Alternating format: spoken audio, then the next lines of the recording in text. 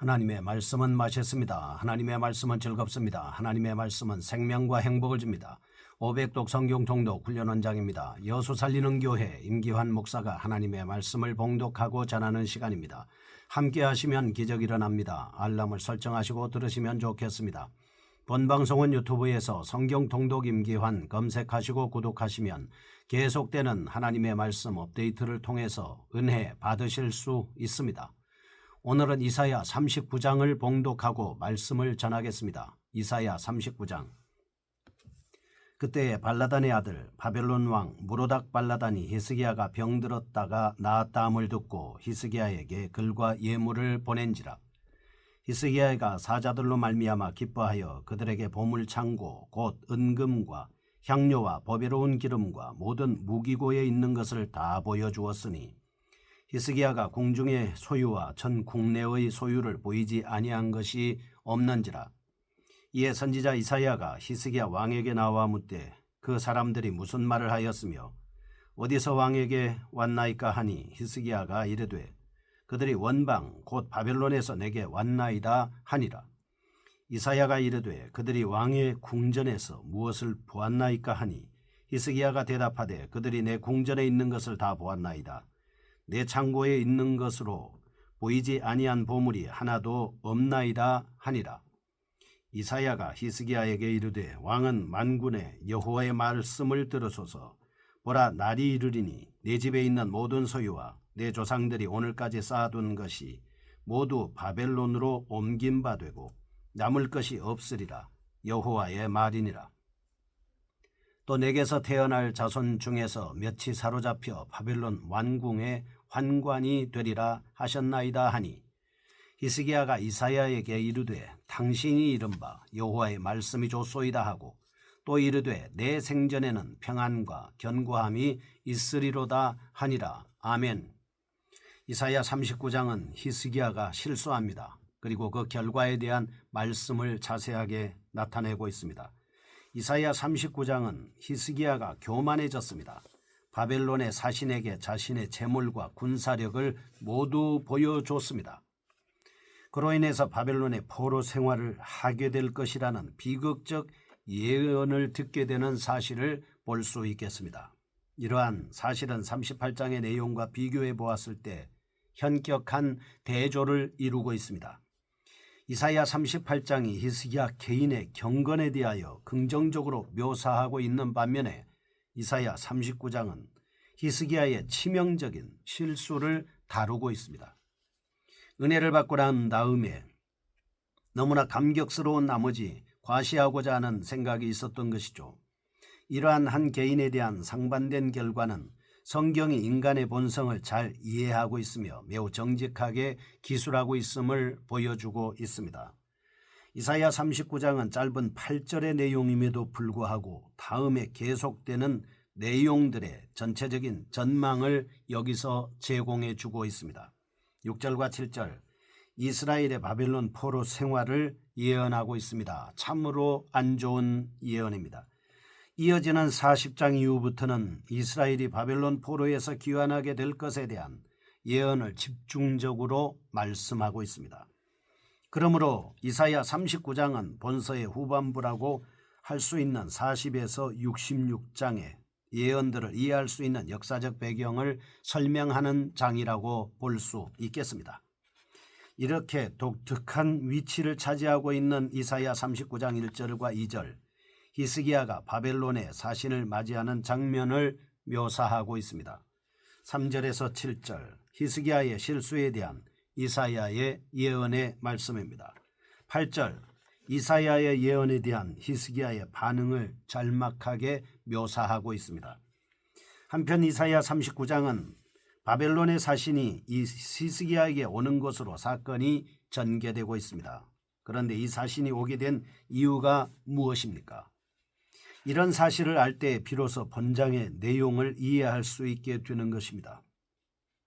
우선 바벨론의 사신이 오게 된 표면적인 이유는 역대하 32장 31절에 언급된 것처럼 히스기야의 사건을 알아보고자 함이었습니다.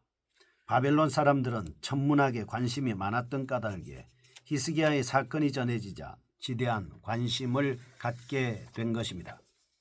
그런데 좀 더 근본적인 이유는 히스기야의 병이 하나님의 능력으로 말미암아 기적적으로 나은 것을 보고 하나님의 보호가 있는 히스기야의 동맹을 맺어 아수르와 대항하기 위한 정치적 의도라고 볼 수 있겠습니다. 하나님이 함께하는 사람과 동행하면 사실 좋은 것이고 동력하면 좋은 것이죠. 그런데 히스기야는 이러한 바벨론의 의중을 파악하지 못했습니다. 모든 것을 적군에게 다 보여주었습니다.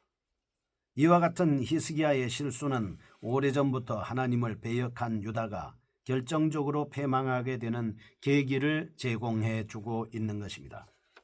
또한 이사야 39장에서는 유다가 망하고 바벨론이 흥왕하는 것으로 묘사되어 있습니다. 반면에 21장 1절에서 10절에 보면 바벨론에 멸망하는 것으로 묘사되고 있습니다. 그러므로 두 본문은 외견상 모순처럼 보이긴 하나 이러한 진술은 예언의 관점의 차이에서 비롯된 것이라 할 수 있겠습니다. 본장이 유다가 바벨론 포로로 잡혀가기 이전의 상황을 언급하고 있는 데 반해서 21장은 역사적인 시점을 좀 더 넓혀서 유다의 포로 이후에 일어나는 사건에 관심을 두고 있습니다. 결국 본장을 패망을 앞둔 유다의 절망적 상황을 묘사함으로써 40장부터 시작되는 구원과 회복의 메시지가 더욱 의미 있게 느껴지고 실감나게 받아들여지기 위한 전주곡이다 라 할 수 있겠습니다. 이제 본장의 내용을 몇 단락으로 나누어 좀 더 자세하게 살펴보겠습니다. 1절과 2절입니다. 그때 발라단의 아들 바벨론 왕 무로닥 발라단이 히스기야가 병들었다가 나았다함을 듣고 히스기야에게 글과 예물을 보낸지라. 히스기야가 선지자들로 사자들로 말미암아 기뻐하여 그들에게 보물창고 곧 은금과 향료와 보배로운 기름과 모든 무기고에 있는 것을 다 보여주었으니 히스기야가 궁중의 소유와 전 국내의 소유를 보이지 아니하는 것이 없는지라. 아멘. 바벨론의 사신이 히스기야를 방문하는 내용입니다. 이사야의 예언대로 히스기야의 병이 치유되는 사건을 그리고 있는 앞단락에 이어서 본단락은 히스기야의 기적적인 치유 사건을 듣고 바벨론 사신이 방문하는 장면을 말씀하고 있습니다. 이러한 사실은 그 당시 히스기야의 치유 사건이 유다뿐만 아니라 이웃 나라에게까지도 널리 알려져 있었다는 사실입니다. 이 사건 때문에 37장 바벨론에서 사신을 보낸 것은 이전에 아수르 왕의 신하 랍사게가 와서 이스라엘을 조롱했던 모습과는 묘한 대조를 이루고 있습니다. 이러한 모습을 담고 있는 본단락은 바벨론의 신이 히스기야에게 예물을 보내는 상황을 그리고 1절과 2절은 이에 대한 히스기야의 반응을 묘사하고 있습니다. 여기서 우리는 인간의 경건이 온전치 못하다는 사실을 확인할 수 있게 되는 것입니다. 38장의 히스기야는 자신의 병 때문에 간절한 기도를 드리고 하나님으로부터 응답을 받아 기적적인 체험을 할 때의 모습과는 달랐습니다. 그는 매우 교만하고 경거망동하게 행동하고 있는 것입니다. 마치 자신에게 일어난 치유 사건으로 인해서 하나님의 능력이 자신의 소유인 것처럼 착각하고 있는 것입니다. 그래서 그는 2절 바벨론의 사자를 보고 의기양양해졌습니다. 하나님의 경고를 무시하고 모든 군사력과 재물을 공개하게 됐습니다. 이러한 히스기야의 신앙적인 자만은 성경의 유명한 인물들에게서도 동일하게 발견되고 있습니다. 사무엘하 7장 다윗은 하나님의 언약을 받고 전 이스라엘의 왕으로 등극한 후 밧세바 사건으로 인하여 심각한 영적인 위기에 직면했던 것을 우리는 살펴볼 수 있습니다. 누가복음 22장 54절에서 62절 베드로의 역시 닭 울기 전에 예수님을 3번 부인함으로써 신앙적인 절망을 경험하는 모습을 볼 수 있습니다.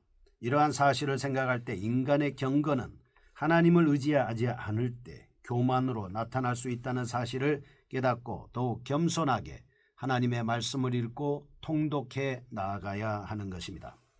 두 번째, 3절에서 7절입니다. 이사야와 히스기야의 대화의 모습을 볼 수 있겠습니다. 히스기야와의 교만에, 왕의 교만에 찬 모습으로 인한 하나님의 진노가 나타나는 본단락에서는 이사야의 집중적인 추궁이 있습니다. 이에 대한 히스기야의 반응이 서술되고 있습니다.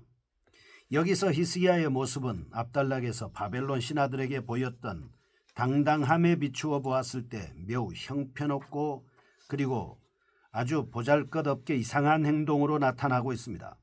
이러한 본단락은 3절에서 4절 이사야가 히스기야에 대해 집중적인 추궁을 하고 있는 전반부이고 5절에서 7절 하나님의 심판을 예언하는 장면을 묘사하고 있는 후반부로 나누어서 생각해 볼 수 있겠습니다.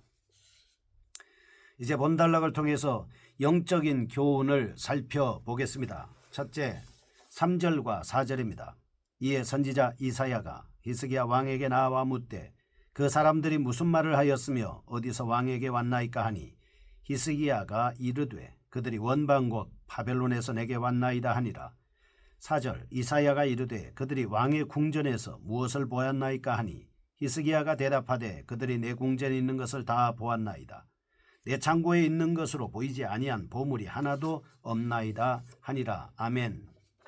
인간은 읽은 말씀을 통해서 철저하게 자기중심적인 성향을 갖고 있다 하겠습니다. 자기중심적으로 생각하고 자기중심적으로 행동하고 자기중심적으로 사는 것입니다. 본단락에서는 히스기야가 먼저 이사야를 찾은 것이 아니었습니다. 이사야가 히스기야를 먼저 찾았다고 기록하고 있습니다. 37장 2절은 이러한 사실은 히스기야가 아수르의 랍사기에 조롱을 당하고 신하들을 이사야에게 보냈던 모습, 38장 2절 그리고 치명적인 병에 걸려 하나님께 간절히 도움을 요청하던 모습과는 판이하게 다르게 나타나고 있습니다.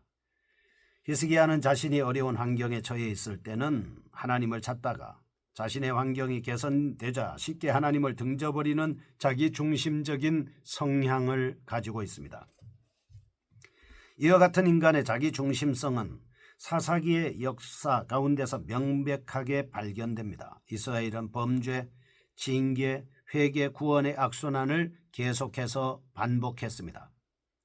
이러한 인간의 성향은 이미 아담의 범죄로부터 시작됐습니다. 구약의 역사가 실패의 역사로 끝마치는 가장 근본적인 이유가 무엇입니까? 인간이 자기의 소견대로 행하는 것입니다. 둘째, 3절과 4절 인간은 스스로의 자신의 문제를 해결할 수 없는 무능한 문제입니다. 존재라고 볼 수 있죠. 이사야가 히스기야에게 찾아가서 충고하고 있는 질문들은 그 상황에 대해 전혀 몰랐기 때문에 나온 것이 아니었습니다. 왜냐하면 3절의 이해라는 표현은 1절과 2절의 상황을 전제로 한 것이기 때문입니다. 히스기야는 자신의 잘못을 알고 있었음에도 불구하고 자신이 행한 일의 심각성을 스스로 깨닫지 못하고 무감각하게 반응했습니다. 이러한 사실을 볼 때 인간은 스스로의 죄악을 극복할 수 없는 절망적인 존재임을 알 수 있습니다. 셋째, 5절에서 7절 인간의 근본적인 문제 해결은 하나님에게서만 가능한 것입니다. 히스기야의 무감각한 반응에 대하여 이사야는 단호하게 하나님의 심판을 선포합니다. 이러한 하나님의 심판 선언을 통하여 히스기야는 잃어버리고 있었던 하나님에 대한 의식을 회복하였습니다. 8절입니다. 히스기야의 반응입니다. 히스기야는 자신과 국가에 대한 하나님의 심판의 예고를 듣고 겸손하게 인정했습니다. 이러한 태도는 시편 51편 다윗이 나단으로 하여금 자신의 죄악을 지적받았을 때 겸손하게 회개하였던 사실과 동일하다 하겠습니다. 인간은 잘못했을 때 책망을 받을 경우 하나님 앞에 빨리 회개하고 겸손으로 자기 자신을 하나님 앞에 드리는 성령 충만한 삶을 살아야 하겠습니다. 거룩하신 하나님 아버지, 잘못을 회개하고 겸손히 주님을 섬겨 존귀한 대상이 되게 하여 주옵소서. 예수님의 이름으로 기도합니다. 아멘. 여수 살리는 교회 임기환 목사였습니다. 지금 극동방송을 듣게 하세요. 기적이 일어납니다. 우리는 지금 생명을 전하고 있습니다.